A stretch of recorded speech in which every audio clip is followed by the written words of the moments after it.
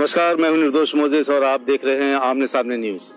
आज लखनऊ में हम लोग खड़े हैं और आज यहां पर हम टीम मोदी सपोर्टर संघ के राष्ट्रीय अध्यक्ष श्री जयकरण सिंह जी से बात करेंगे, क्योंकि अब तक आपने भाजपा को चुनाव प्रचार में यानी चुनावों में जीतते हुए देखा होगा, लेकिन चुनाव जीतने के पीछे कौन शख्सियत है ये आपको आज नहीं पता होगा। जी हाँ, IT सेल जो सबसे महत्वपूर्ण है चुनावों के लिए और खास तौर से मोदी जी के लिए, जो 2014 में लहर चली थी, उस लहर के पीछे आखिर कौन व्यक्ति था, आखिर कौन सी वो शख्सियत थी जो हमारे बीच में थी और मोदी जी को बहुमत से चुनाव जिता ले गई।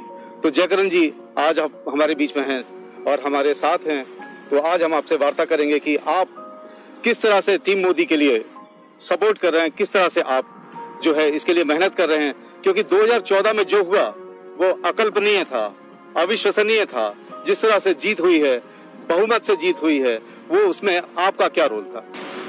दिसंबर 2010 जब से व्हाट्सएप सोशल मीडिया का प्रचलन आया है अपने भारत में, तब से राजनीति का पूरा माहौल चेंज करना पड़ा। क्योंकि पहले क्या होता था कि हमें पेपर के थ्रू या दीवार वगैरह पे पोस्टर वगैरह लगवाकर प्रचार करना होता था। आज के समय में ज़्यादातर लोग सोशल मीडिया पर रहते हैं, इस वजह से पूरा इसका माहौल चेंज करना पड़ा। अपनी एक टीम को गठित करके 2011 में हमने पूरे भारत में स्टार्ट किया था इस मुहिम को चलाने के लिए, जो काफ़ी अच्छा प्रभाव मिला, काफ़ी अच्छा हमें रिस्पांस मिला। इसकी वजह से एक माहौल जो क्रिएट करना पड़ा था 2013 में, इसमें हमें काफ़ी सफलता मिली थी मोदी जी। टीम मोदी सपोर्टर संघ की स्थापना का प्लान किसके दिमाग में आया?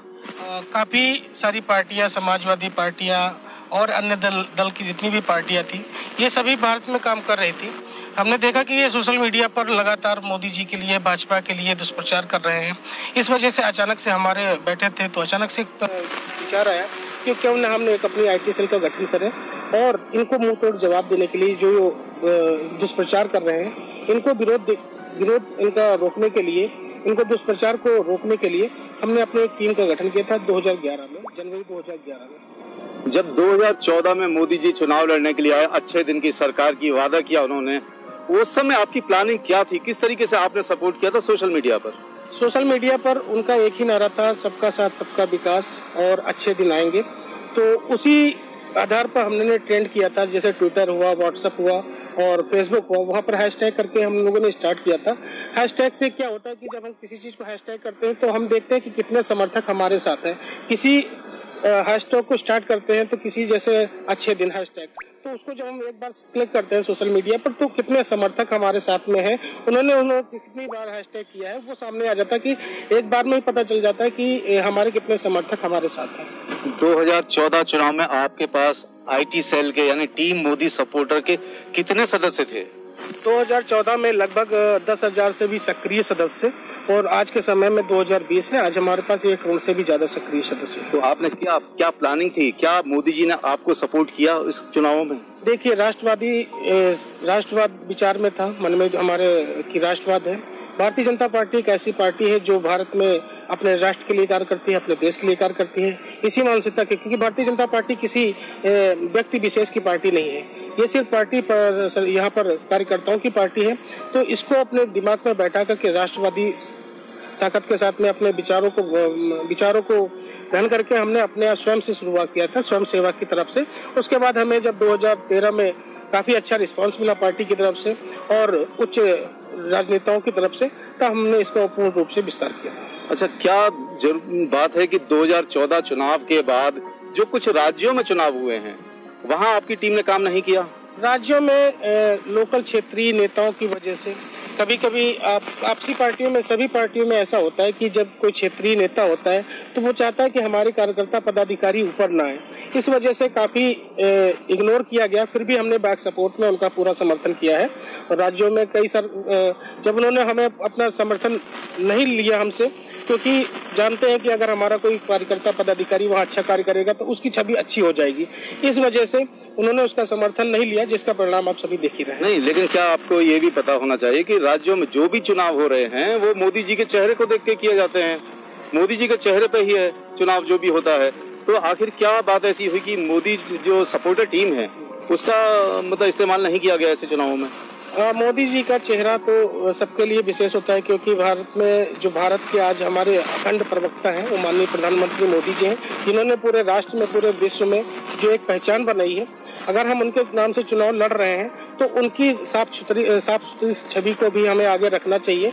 और उनके नाम से जब हमारा संगठन एक टीम मोदी सपोर्टर संघ कार्य कर रहा है तो इनको इग्नोर ना किया जाए, और उनका अगर समर्थन लिया जाता है तो हमें नहीं लगता है कि ऐसे दुष्परिणाम दोबारा से आएंगे जैसे दिल्ली में और झारखंड में हुआ है। अगर हमसे अच्छा प्रचार हमको अगर समर्थन करते हैं तो हम उनको खुलकर सपोर्ट करेंगे, और जितने भी हमारे कार्यकर्ता पदाधिकारी हैं पूर्ण बहुमत से सरकार पुनः से बनाने का पूरा प्रयास करेंगे। अच्छा, दिल्ली चुनाव के बाद क्या महसूस हुआ है आपको, भी क्या कमी रह गई? दिल्ली चुनाव में कई चीजें इग्नोर की गई। जो मुख्य था कि बहुत बाद में जब चुनाव बिल्कुल नजदीक आ गया है, पास में आ गया, तब हमारा प्रचार स्टार्ट हुआ। सबसे बड़ी कमी यही थी कि अगर हम किसी भी पार्टी के लिए कार्य करते हैं, भारतीय जनता पार्टी अगर कार्य करती है, अगर हमें चुनाव प्रचार करना था तो लगभग 1 साल पहले से स्टार्ट करते तो उसका परिणाम अच्छा आता। जब खिचड़ी बनने वाली होती है, हम अचानक से उसमें दूध दही डाल देते हैं तो वो अचानक से खराबी होगी। यही कारण था कि जो है आज हमें हार का सामना करना। दूसरा मुख्य कारण था कि हम अपने कार्यों को दिल्ली के जनता तक नहीं पहुंचा पाए। वही कारण था कि लास्ट में महीने का जब एक आखिरी महीना, दूसरे 2 महीने बचे थे, तब हमने जो है अपने चुनाव प्रचार स्टार्ट किया था। तीसरा मुद्दा ये था कि दिल्ली की जनता चाहती थी कि हमें मुख्यमंत्री का चेहरा कौन होगा, तो शायद ये भी कारण हो सकता है कि चेहरा जो नहीं दिखाया गया, ये भी कारण हो सकता है। अच्छा, क्या हम ये मान सकते हैं कि जिस तरह से दिल्ली में आक्रामक चुनाव प्रचार किया, शाहीन बाग को लेकर एक मुद्दा बनाया गया, तो कहीं ऐसा तो नहीं कि दिल्ली की जनता ने इसको रिजेक्ट कर दिया, खारिज कर दिया? नहीं, ऐसा नहीं है। जैसे कि शाहीन बाग का जो मुद्दा था और जो और मुद्दे बनाए गए, ये इसको जनता ने खारिज नहीं किया है। क्योंकि हम जानते हैं कि पहले हमारी इससे पहले की जो चुनाव थे वो तो कोई शाहीन बाग पर नहीं था ना, उसमें भी जनता ने केजरीवाल को अपना वोट दिया था, लेकिन हमारे उस समय हमारे पास सीट 3 थी, आज के समय में 8 सीटें, तो इससे कहीं ना कहीं प्रभाव होकर के हमारी सीटें बढ़ी हैं, घटी नहीं है। क्योंकि हमारा वोट परसेंट दिल्ली में जो है 37% था, आज हमारे पास 41% हुआ है, तो इसका कहीं ना कहीं तो लाभ हमें मिला है।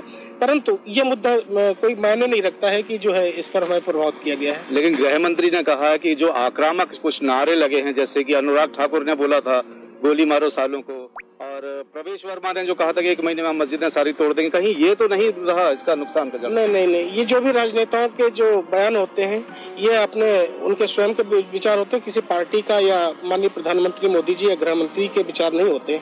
स्वयं से अगर हम यहाँ पे खड़े हुए हैं, अगर हम आपसे कुछ अपने मन से बोल देते हैं तो ये हमारे विचार है, ये पार्टी के नहीं होते। अच्छा, एक बात और पूछना चाहूंगा कि 2014 के बाद 2019 के चुनाव आए, 2019 में 2014 का भी रिकॉर्ड तोड़ दिया, तो क्या आप मान लें कि उसमें आईटी सेल का बहुत क्या था? 2019 में आईटी सेल का 2 गुना, क्योंकि हमने जो पहले मेहनत किया था उससे 2 गुना ताकत में हमने पूरी लगा दिया था कि इस बार जो है मोदी जी को और भी ज्यादा सीटें हम दिलाएंगे।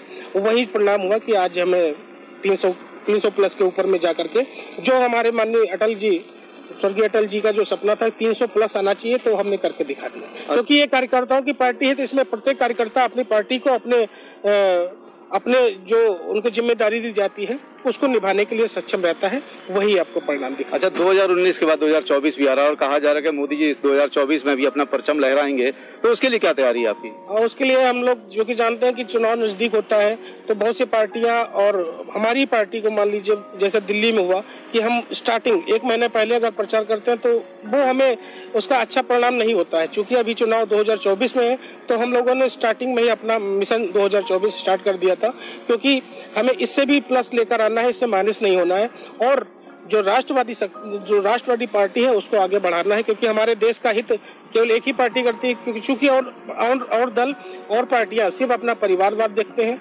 अपने समाजवाद देखते हैं। भारतीय जनता पार्टी एक ऐसी पार्टी जिसमें आपको हर राज्य का हर व्यक्ति मिलेगा, आपको हर जाति का मिलेगा, हर वर्ग का मिलेगा। क्योंकि ये कोई व्यक्ति विशेष की पार्टी नहीं है, ये सबकी पार्टी है, इसलिए कार्यकर्ताओं का हौसला अफजाई होता है थोड़ा सा, और अगर पार्टी अगर हमारा समर्थन देती है तो हम और अच्छा परिणाम दिखाएंगे।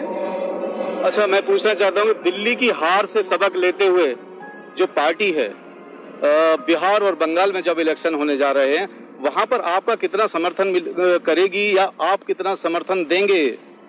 दिल्ली के चुनाव के परिणाम के बाद से हमारे पास कांटेक्ट लगातार पार्टी से आ रहे हैं कि जो परिणाम हुआ है इसको देखते हुए काफी मंथन चल रहा है, कुछ बदलाव करके अभी हमारे भी संगठन में कुछ बदलाव करके उसको और अच्छे से विस्तार किया जाएगा और अब जो भी राज्यों में चुनाव होंगे वहां पर हमारा संगठन पूरा कार्य करेगा। टीम मोदी सपोर्टर संघ जो है, क्या वो इसमें बड़े रूप से हिस्सा लेगा? हाँ, टीम मोदी सपोर्टर संघ इसमें सभी राज्यों में इन्वॉल्व होगा और बड़े अच्छे भागीदारी करेगा और चुनाव जिताने में पूरी मदद करेगा। अच्छा, एक चीज जनता और जानना चाहती है कि आपको आर्थिक मदद कहाँ से मिलती है? आर्थिक मदद तो जैसे कार्यकर्ताओं का दल है तो हमारे कार्यकर्तागण आपस में सहयोग करके करते हैं। जब कोई ज्यादा बड़ा प्रोग्राम होता है तो पार्टी भी हमें फंड प्रोवाइड कराती है। अच्छा, कभी कभी ये नहीं लगता कि सोशल मीडिया पे कुछ ज्यादा ही टीम मोदी सपोर्टर के लोग कुछ ज्यादा ही कुछ कह देते हैं, उसके बारे में थोड़ा सा बताइए। देखिए, सभी उत्साहित कार्यकर्ता हैं और सभी यंग हैं। ज्यादातर हमारे संगठन में 30 से 35 साल की उम्र के बंदे हैं, पदाधिकारी हैं। वो सब यंग हैं और उनके खून में उबाल है, एक जज्बा है, काम करने का हौसला है। वो सभी अपने हौसले को मजबूत करना चाहते हैं, बस अच्छा कार्य करना चाहते हैं।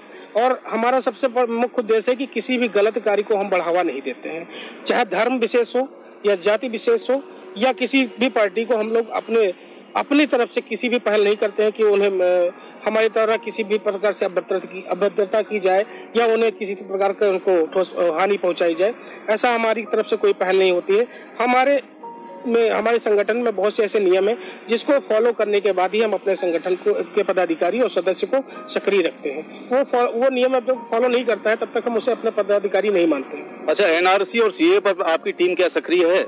एनआरसी सीए, देखिए, जो हमारे गृह मंत्री जी जो सांसद से हमारे पास हुआ है, हम उसका पूरा समर्थन करते हैं क्योंकि ये किसी भी नागरिक की नागरिकता इसमें छीनता नहीं है। इसमें नागरिकता देने का प्रावधान है, किसी भी प्रकार से नागरिकता लेने का प्रावधान नहीं। अगर हमारे देश में जो भारतीय मुसलमान हमारे रह रहे हैं वो सभी हमारे भाई बहन हैं, हम उनका हित नहीं चाहते हैं। चूंकि आप संविधान को पढ़िए, जो हमारा एनआरसी बनाया गया है उसको पढ़िए, उसमें किसी भी प्रकार से उन्हें नागरिकता छीनने का अधिकार नहीं दिया गया है। एनआरसी में अगर आप हमारे देश में रह रहे हैं तो आपके पास कोई ना कोई डॉक्यूमेंट्स, कोई ना कोई प्रूफ तो है ही है, आप उसे दिखा करके अपनी नागरिकता को बरकरार रख सकते हैं। आप किसी भी मुस्लिम के प्रति नहीं है। जो नियम हमारे भारतीय मुसलमानों पर लागू हुआ है वही हमारे हिंदुत्व भाइयों बहनों पर भी लागू हुआ है। जो सब क्वेश्चन आपसे किया जाएगा वही क्वेश्चन हमसे किया जाएगा, इसमें कोई राय नहीं। तो क्या कारण रहा कि भारत में पैदा होने के बावजूद भी हमें उसका सबूत देना पड़ेगा? नहीं, भारतीय जनता को उसका सबूत देना पड़ेगा। ये सभी राज्य देशों में है, ये हमारे भारत में ही नहीं, ये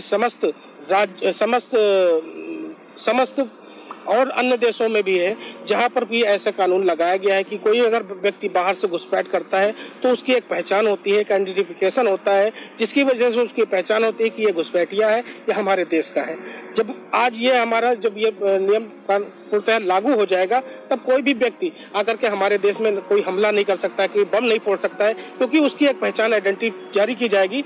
वो कहीं से भी निकलेगा, किसी भी कैमरे के आगे से निकलेगा तो उसकी पहचान आइडेंटिफिकेशन में साबित होगी, उसका चेहरा ही हम प्रूफ के तौर पर आ जाएगा कि इसका आइडेंटिफिकेशन क्या है, वो अपने आप पहचान में जाएगी हमारे देश का है, ये बाहर का है। अच्छा, एक सवाल और है। संसद में गृह मंत्री कहते हैं कि देश में एनआरसी और सीए लागू होगा, और रामलीला मैदान से प्रधानमंत्री जी कहते हैं कि ये लागू नहीं होगा। इसमें क्या फर्क है? एनआरसी हमारे देश में रह रहे नागरिकों का देने का संविधान है और माननीय प्रधानमंत्री मोदी जी ने जो बताया है, जो इसका विरोध कर रहे हैं, शाहीन बाग हुआ या घंटाघर लखनऊ हुआ, तो उसमें उन्होंने बताया है कि जो एनआरसी है वो लागू अभी नहीं हुआ क्योंकि इस पर हमने अभी कोई भी विचार नहीं किया है। उन्होंने ये नहीं बोला कि लागू नहीं होगा, उन्होंने ये कहा है अभी इसके बारे में हमने किसी प्रकार से कुछ भी सोचा नहीं है, हमारे पार्टी ने कुछ नहीं सोचा है। जो सीए लागू किया गया है वही प्रावधान में रहेगा, इसको हम कभी भी पीछे नहीं लेंगे, इस पर कभी भी बैक नहीं आएंगे। अच्छा, तो एक सवाल और है कि जिसके पास कागज नहीं होंगे, वैध कागज नहीं होंगे, वो कहाँ जाएगा? वैध कागज सिंपल सा है, आपने आधार कार्ड बनवाया, आधार कार्ड के लिए आपने किसी भी आधार कार्ड की तो मान्यता ही नहीं है, हम बता रहे, आपने इसमें कागज आपको ये दिखाना है कि आज जैसा आपने आधार कार्ड बनवाया तो एक एफिडेविट बनता है, 200 रुपए का कोर्ट से बनता है, आपको एफिडेविट काम आएगा कि आप भारत के नागरिक हैं। इसमें किसी भी प्रकार के डरने का कोई जरूरत नहीं है कि आपकी नागरिकता छीन ली जाएगी। तो फिर डिटेंशन सेंटर क्यों बन रहे हैं? उसके बारे में सेंटर इसलिए बन रहे हैं कि अगर आप बाहर के हैं आप तब भी अपना एफिडेविट दिखा पा रहे हैं, ना आप यहाँ पर जन्मे हैं उसका कोई आधार दिखा रहे हैं, ना कोई कागज दिखा रहे हैं, तब आपको डिटेंशन सेंटर डाला जाएगा, आपकी पहचान निकाली जाएगी कि आप कहाँ से हैं, तब आपको उसमें से निकाला जाएगा। अच्छा, तो क्या ये सब चीजें मान लें कि ये सब चीजें नहीं होंगी और सब भारत के जो नागरिक हैं भारत में ही रहेंगे? हमारे भारत में रहने वाले किसी भी भाई बहन, चाहे हिंदू हो, मुस्लिम हो, सिख हो, ईसाई हो, उसको डरने की कोई जरूरत नहीं है। आप हमारे देश में रह रहे हैं, आपको डरने की बिल्कुल भी जरूरत नहीं है। जब तक हमारी सरकार, मोदी जी की सरकार है या भारतीय जनता पार्टी की सरकार है, चूंकि ये एनआरसी और सीए ये आज से नहीं है, मोदी सरकार में नहीं लागू हुआ है, ये बहुत पहले कांग्रेस सरकार में लागू हुआ था, कांग्रेस सरकार में बनाया गया था। लागू चूंकि अब हुआ है तो इसमें आपको उसको पढ़ना चाहिए, कब से शुरुआत हुआ है। इसमें किसी की नागरिकता लेने का अधिकार, छीनने का अधिकार नहीं है, इसमें देने का अधिकार है। जो हमारे अन्य देशों में जो प्रताड़ित हमारे हिंदू भाई बहन हैं, उनके साथ बहुत ही अन्याय हो रहा है। अगर वो भाग करके हमारे देश में शरण लेना चाहते हैं तो उनको देने का बनाया गया है, इसमें लेने का नहीं बनाया गया किसी प्रकार। धन्यवाद जयकरण जी। ये थे हमारे साथ टीम मोदी सपोर्टर के राष्ट्रीय अध्यक्ष श्री जयकरण सिंह, जिन्होंने यहाँ पर बातचीत की थी हमारे साथ। और अब हम उनके साथियों से कुछ बातचीत करेंगे जो हमारे सामने मौजूद हैं। आप इस संघ में क्या हैं? मैं दिलीप पांडे जी, इस टीम में राष्ट्रीय महासचिव पद पे हूँ जी। तो कैसा महसूस हो रहा है आपको जो ये सब जो चल रहा है सोशल मीडिया पर आपकी टीम द्वारा? ये इसकी मैं तुलना नहीं कर सकता हूँ, मुझे कितना अच्छा प्रभावित हो रहा है जी, इसकी मैं तुलना नहीं कर सकता। तो 2019 में चुनाव हुए उसमें और जबरदस्त हुआ है क्योंकि बहुत बढ़ोतरी हुई है सीटों की भी, तो इसमें आप अपने टीम मोदी सपोर्टर का क्या हाथ मानते हैं? इसमें हम लोग जो भी हमारे टीम मोदी सपोर्टर के सदस्य हैं, सभी लोग तन मन धन से पूरी तरीके से पार्टी के प्रति समर्पित रहते हैं और हमेशा समर्पित रहेंगे। आगे क्या प्लानिंग है? आगे प्लानिंग जो 2024 में चुनाव होने वाला है जी, हमारे जितने भी पदाधिकारी हैं जी, इस प्रयास में, इस कोशिश में है कि इससे अच्छी हम लोग मेहनत करें और इससे ज्यादा सीटों को हम लेके आए। ठीक, धन्यवाद।